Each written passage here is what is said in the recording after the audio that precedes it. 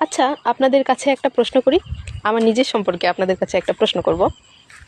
আচ্ছা বলুন তো, বৃন্দাকে কানে দুল পরলে কেমন লাগে? অনেকে এখন বলতে পারেন যে অনেক সুন্দর লাগে, না বুঝে হয়তো বলবেন অনেক সুন্দর লাগে। বাই দা ওয়ে, আমার কিন্তু কান ফোড়ানো নেই, হ্যাঁ। আমার কান নাক কিছুই ফোড়ানো নেই। তো কেউ যদি বলেন যে অনেক সুন্দর লাগে, তার মানে বুঝে গিয়েছি যে আপনারা আমাকে কোনো কিছু না দেখেই একদম সব কিছুতেই মানে আমাকে ইমপ্রেস করার জন্য আর কি বলেন। তো যাই হোক, আমার কান নাক কোনো কিছুই ফোড়ানো নেই। তো বাসায় আসলে এই প্রবলেমটা আমি সবচেয়ে বেশি ফেস করি। বাসায় আসলে মা সারাক্ষণ শুধু আমার পেছনে পড়ে থাকে যে চল আজকেই তোকে কান ফোঁটা করে দেবো, আজকেই তোকে নাক ফোঁটা করে দেবো। আমি সবচেয়ে বেশি ভয় পাই এই জিনিসটা। তো গতকাল কি হয়েছে শুনুন। প্রসাদ পেতে বসেছি আমি, বাবা, দিদি, মা, হ্যাঁ।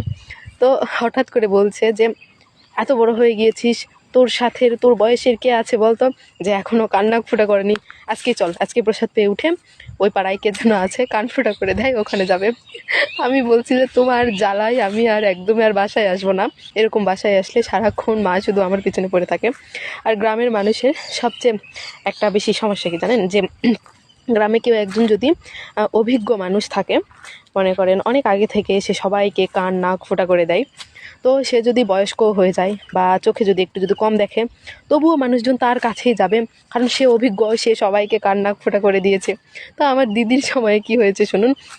আমার মামার বাড়ি একটা বয়স্ক দিদা ছিল, তো সে সবাইকে কান নাক ফোঁটা করে দিত। তো দিদিকেও তার কাছে নিয়ে গিয়েছে। তো দিদিকে যখন তার কাছে নিয়ে যায়, সেই দিদাটা চোখে কম দেখতো, হ্যাঁ।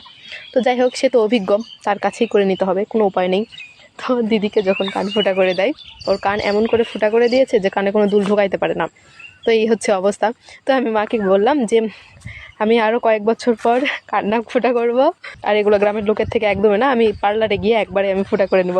তো যাই হোক, বাড়িতে আসলে সারাক্ষণ আমার পিছনে পড়ে থাকে।